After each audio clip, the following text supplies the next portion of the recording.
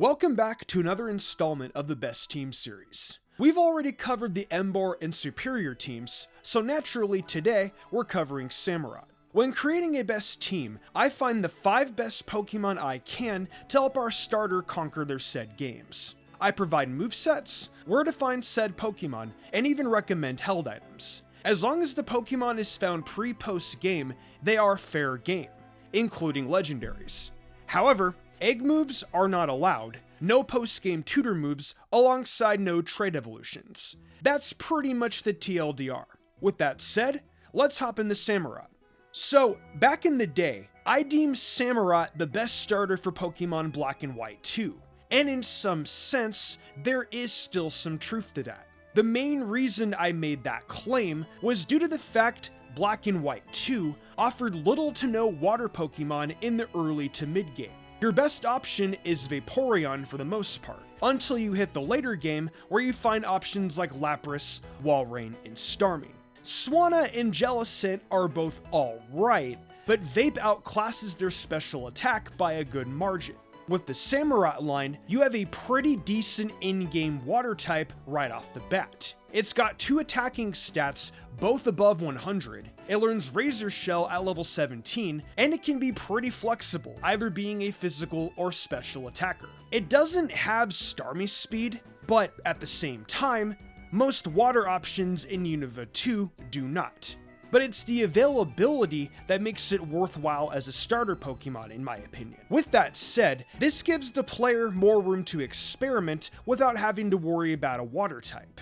Anywho, Samurott can be argued for the best starter due to its availability as a water type and booting decent stats. But Emboar is really useful in the early game, having checks for Charon, Roxy's Venipede, Berg's team, etc. Its fighting type is also useful in certain situations. But fighting types like Lucario also exist, so that's another reason why Samurott could be debated as the best. Regardless though, I would love to see this debate continue in the comments, so feel free to debate amongst yourselves. As far as movesets go for Samurott, we're looking at Surf, Megahorn, Waterfall, and Ice Beam. Surf can be found while naturally progressing through the games. Megahorn can be move relearned. Waterfall is found through game progression as well, being found in Victory Road from N, and the Ice Beam TM can be found in the Giant Chasm. While going up against Drayden though, you will need to use Blizzard in the meantime. For an item, I would give Samurott the Wave Incense. This can be sold to the player from an X-Team Plasma Grunt in Driftvale City. Up next, we literally just talked about this mod. Hello Lucario. Lucario is a pretty obvious choice for any Unova 2 team, because it can literally be found right at the beginning of the game on Flockacy Ranch.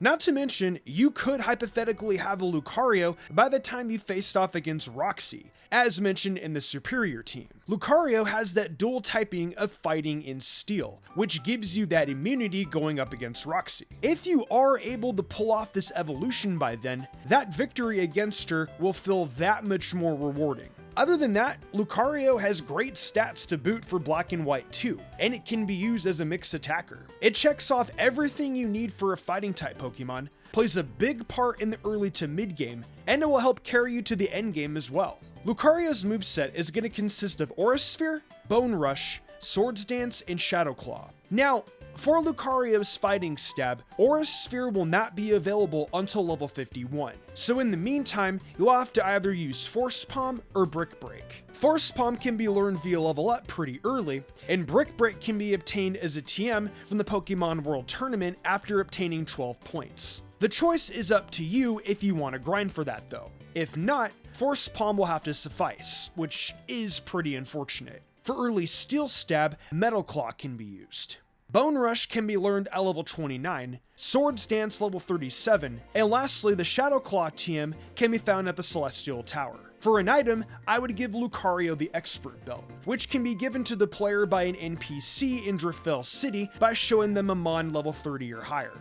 Our third member, to the surprise of no one, is Sigilyph. Sigilyph is a veteran Pokemon on this channel, and it has been on several Unovan best teams. Though it is not the greatest Pokemon to exist, In either installments of Unova, its diverse typing and move pool, alongside decent enough stats, make it a force to be reckoned with. You can run a lot of options on Sig, but the moveset we're going with is honestly pretty standard to the one I usually go to. Fly, Psychic, Air Slash, and Shadow Ball. Fly is needed, and that can be found on Route 5.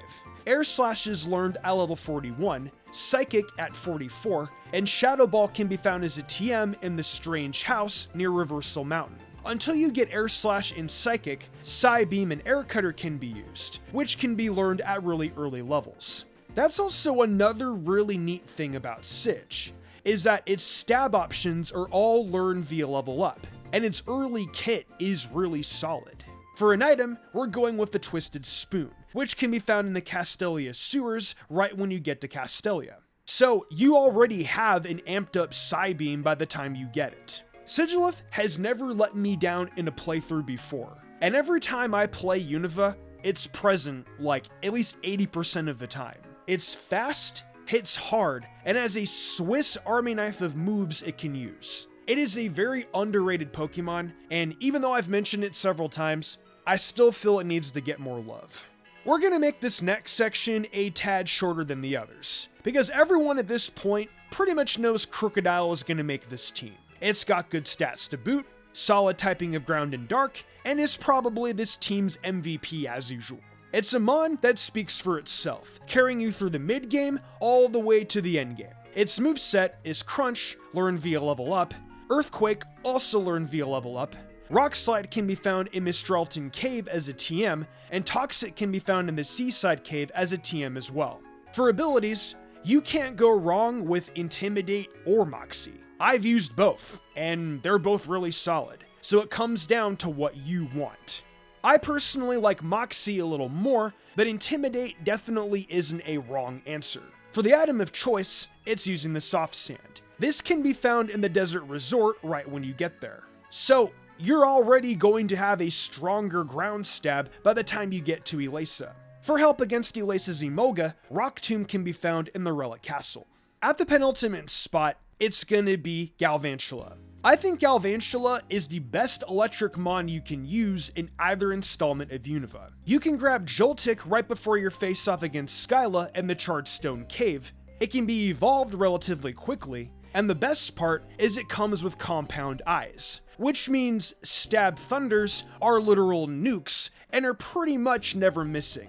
Plus, its bug typing helps out with Grimsley and Caitlyn. Galvantula's moveset is going to consist of Thunder, Bug Buzz, Thunder Wave, and Energy Ball. Thunder can be bought as a TM from the Lockanusa Pokemon Center. Until then, I would use another electric stab in its level up pool. Bug Buzz is learned via level up pretty late, so I would use Signal Beam in the meantime. That can be learned earlier. Thunder Wave can be bought as a TM from the Nimbasa Pokemon Center, and Energy Ball can be found as a TM via surfing next to the player's house. As for Galvantula's item, I would give it the Magnet. That can be found inside of Chartstone Cave. And for our last member, though out of chronological order, it's gonna be Arcanine. Growlithe can be found in the Verbank Complex right before Roxy, and the Firestone to evolve it can be found in the Desert Resort. Realistically, you can get Arcanine extremely early, but I would personally wait until at least level 34, because that is when it gets Flamethrower and Extreme Speed upon evolution. While we're on that subject, its moveset is going to be Flamethrower, Extreme Speed, Bulldoze, and Thunderfang.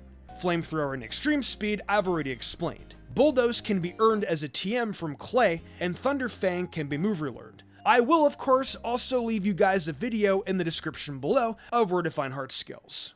For abilities, I would find a Growlithe with Intimidate, as I find that to be way more useful than Flash Fire. As for items, I would go with the Rocky Helmet to help with its Intimidate ability. That can be found in the Relic Passage. The Arcanine line will help out immensely in the early game. With the help of Intimidate, plus its coverage moves, and priority with Extreme Speed, I can see it helping in clutch moments in the mid to late game as well. Arcanine is called the legendary Pokemon for a reason, you know. For an HM user, I would use Meryl.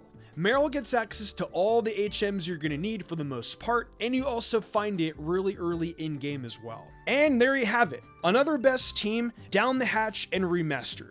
I really like how this team turned out, and am pretty confident it will give Unova 2 a pretty good run for its money. What do you guys think though? Was this team pretty good? Let me know your thoughts down below.